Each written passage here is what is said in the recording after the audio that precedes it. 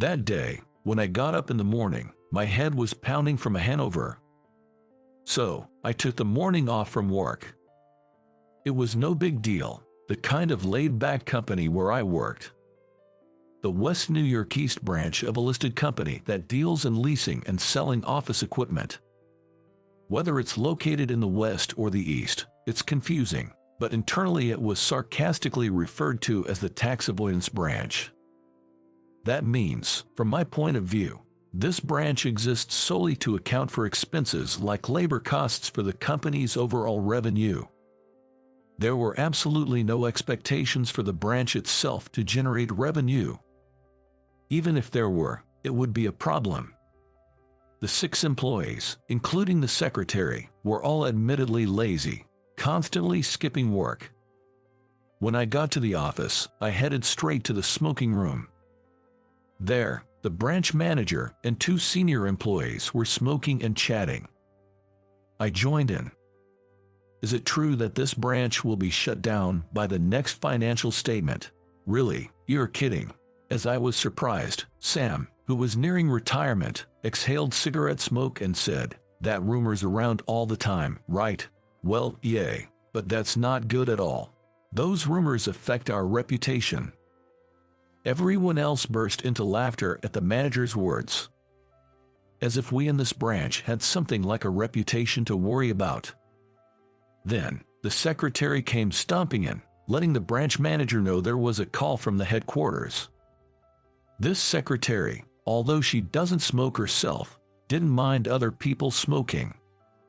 It would be one thing if there were young female employees who minded the smell of smoke, but besides the secretary, all the employees were men, and all were smokers. It seems to me that the office could just allow smoking, but apparently, the law was strict. The branch manager extinguished his cigarette and went to the office, and we followed him. He was making a troubled face while taking a call from headquarters.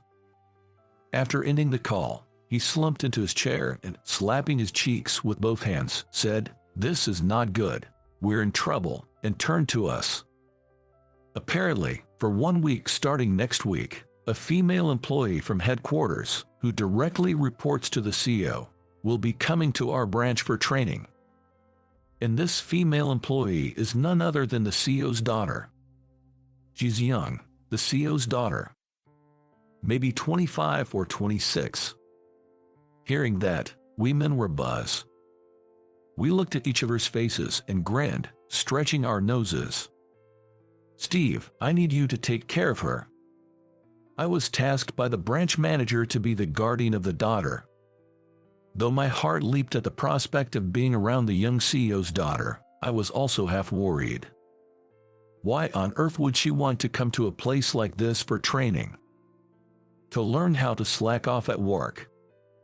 It just didn't sit right with me. The first day the CEO's daughter arrived. Normally, the employees' faces, which seldom all appeared even after the start time, were lined up 15 minutes early on this day. Everyone was restless and uneasy, spraying deodorant on their suits, swishing mouthwash in the restroom sink, and frantically trying to get rid of the smell of cigarette smoke. "My name's Sarah. I'll be with you for a week." Sarah quickly bowed her head, her chestnut-colored long hair tied up. Her sweet scent of shampoo wafted. She was quite a beauty, with large double-lidded eyes and a youthful allure in the air. I felt the strength of will in the way she stared at me. "I'll be taking care of the training. My name's Steve. I'm the one who is bothering you for training. Please drop the formalities." The daughter seemed more feisty than I thought she would be. As I began explaining to Sarah about the sales area of our branch and the current customers, the branch manager, followed by Sam, and then the other 2 men, as if they'd arranged it, got up and slowly headed to the smoking room along the wall. Even the non-smoking secretary followed after them. I really wanted a cigarette too, but I held back and continued to attend to Sarah. In the afternoon, I drove Sarah around to visit customers in the company car. Sarah, possibly nervous, kept her lips sealed and stared straight ahead. "You don't need to be so tense. These are our regular customers." My words were met with a slight nod from Sarah, still facing forward. "I hope the car doesn't smell like cigarettes." I sniffed around, only to smell Sarah's sweet shampoo, not cigarettes. I glanced at Sarah and saw her kneecaps peeking out from her skirt. I was taken aback. Focus on driving." "Hello there, Brown Office Equipment. Here for your regular inspection." The first place I took Sarah was a longtime client, where we leased multifunctional copier. A familiar lady greeted us, sarcastically saying, "You didn't come last month either. This is not a regular inspection, it's an irregular one." I thought our slacking off had been discovered and quickly glanced at Sarah's expression. She was staring emotionlessly ahead. On the second and third day too, I drove Sarah in the company car, taking her on token sales routes and regular inspections. And on the fourth day, "We're a little early, but how about lunch? There's a great burger restaurant ahead." Sarah answered yes, but looked somewhat dissatisfied. Perhaps this young lady doesn't eat burgers. Sarah and I sat side by side at the counter of the restaurant. While waiting for the burgers, I searched for a conversation topic, feeling the awkward silence. When in doubt, talk about the weather. "The weather's good today, isn't it? It's cloudy, though." The atmosphere became even more awkward. Then, "Can I ask you something? Don't you do any door-to-door sales?" Sarah asked me. Waving my hand in front of my face, I said, "Rarely. It's usually a waste of time." "But isn't it great in sales if you get one deal out of 10 attempts?" "Well, people say that, but it's a hassle, isn't it? It's best to handle work safely without any highs or lows." Sarah reacted to my casual remark, giving me a sharp glare. I looked away, and just then the burgers were served. Nice timing. I picked up my burger and bit into it. However, while we were driving after lunch, Sarah brought up the conversation again. "Without any highs or lows means neither good nor bad, right? What does handling work safely mean? Does it mean doing nothing?" Her words were sharp. I wondered what had rubbed her the wrong way. "Is your job really that fun? That's impressive. Are you satisfied every day?" To me, that kind of life is the worst. I was also ticked off by that. I pulled the car over to the side of the road and stopped.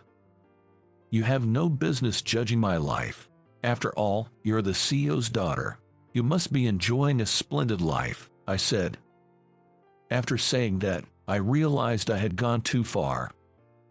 But I had been frustrated by having to look after Sarah day after day. Even though I had gotten carried away, I felt like I had let it all out and felt refreshed. Suddenly, Sarah covered her face with both hands and began to cry out loud. Making a woman cry in the car if someone passing by saw it, there's no telling what they would think. I looked around in a panic. "Hey, I went too far, I'm sorry." Then an unexpected response came from Sarah. Daughter, the CEO's daughter. Everyone says it, but I'm a human being too. I still don't know anything about the world." Sarah choked on her words at that point. I bought bottles of water at a gas station and returned to where Sarah was sitting in front of the park's fountain. "I made you slack off because of me," said Sarah. "It's the usual thing, slacking off. Oh, I might get scolded again." When I handed her the water bottle, Sarah bowed her head slightly. "I graduated from college 4 years ago and joined my father's company," she said. Sarah had tried job hunting but hadn't received the offers she hoped for. Her father told her if she wanted to work, she could work at his company.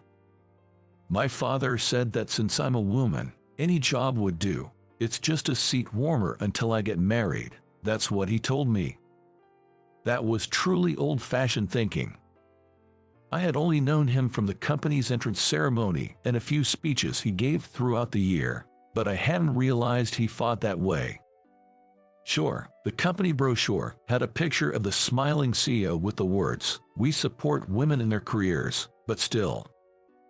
My title as the CEO's assistant is just a fancy title, but there's a separate secretary, and there's no real work for me. Sarah even went so far as to say that her current situation was akin to being kept in a gilded cage. Then, about 10 days ago, she spoke her mind to her father. Her father, who is the CEO, replied that only a small number of people are doing what they love. Most are doing jobs they don't want to do for the sake of money or living. My father said, "If you think it's a lie, you can look at our tax avoidance branch," he said. That would be our West New York East branch. According to Sarah, the employees at the West New York East branch, including me, are considered to be useless dropouts who are good for nothing but tax avoidance. I couldn't believe what my father said, so I wanted to see for myself. "So I came to watch you all work under the guise of training," she said. And sure enough, as her father had said, we were lazy people without a hint of passion or motivation for our work. That night, I was thinking back to what Sarah had confided in me during the day.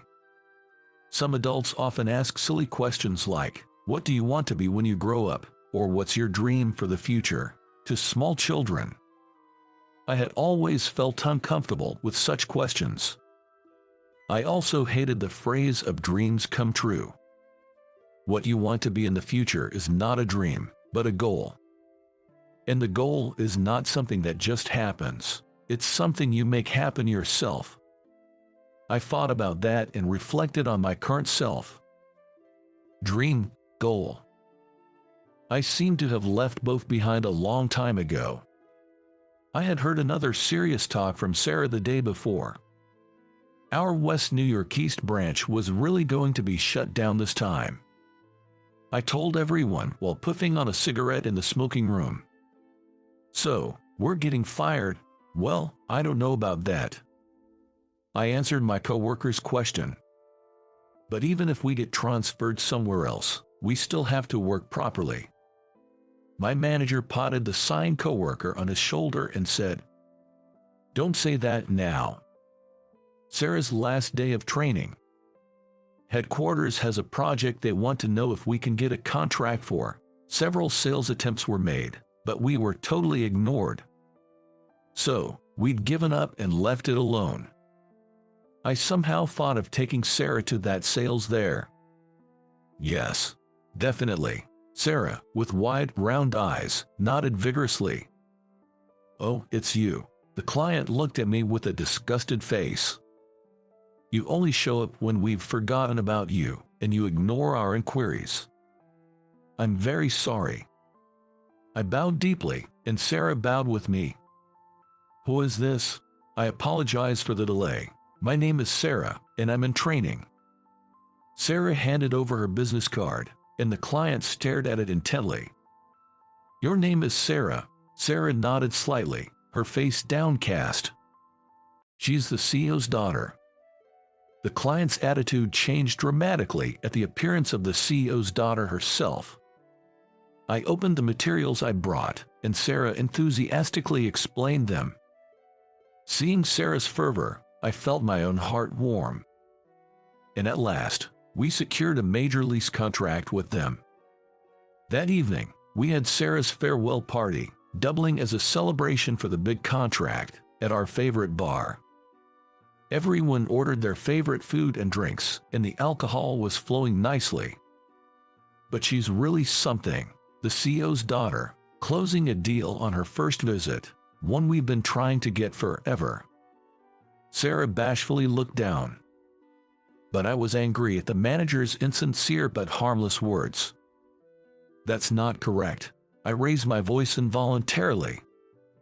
Everyone looked at me with question marks above their heads. Well, sure, it might have helped that Sarah was the CEO's daughter, but her presentation was excellent. That's why we got this job. I was passionately defending my stance, and everyone was watching me, still with question marks. I chugged the last of the whiskey and soda left in my mug and gulped. The next day, She came to say thanks for taking care of her for the week. "Steve, I said some rude things to you." "No, it's my fault." I bowed to her as she left, then quickly ran after her. I told her that from now on, I would break away from merely going through the motions at work. I'm going to really live here. I'll be pushing sales hard. She nodded at me vigorously and smiled faintly. "It's been fun this past week. Meeting you, Steve, is something I'll never forget." What a turn of events. Our branch in West New York East, which was not just rumored to be closed but actually slated for it, was to continue. "It's all thanks to my performance, right?" I said, puffing out a cloud of cigarette smoke. Then Sam slapped me on the head, saying, "You fool." In fact, my aggressive sales tactics had caused the branch's sales to skyrocket. That's when the branch manager chimed in. "You know, the CEO's daughter apparently pleaded with the CEO directly. It's too valuable a branch to close down," she said. A little while later, I was loafing in a coffee shop smoking room, smoking a cigarette between outdoor rounds. "Is it okay, loafing again?" The one who sat down in front of me was her. I stubbed out the cigarette in the ashtray and waved away the lingering smoke. "It's a break. Don't make it sound so bad," I said, and she grinned. "Sarah, why are you here?" "Oh, this is the first time someone has called me by my first name." "Is it?" She had quit her job, defying her father's wishes, and had moved out to live alone in a studio apartment, working part-time at a convenience store while job hunting. I called after her as she stood to leave, saying it was a coincidence. "How about, once you get a job, we can go to a fancy and delicious restaurant to celebrate?" At my invitation, she puffed out her cheeks in mock anger. "A job celebration, is that all?" I froze in surprise, and she smiled warmly. Then she waved goodbye, and I watched her walk away with a brisk step. How did you like it? Subscribing to the channel will encourage production. See you in the next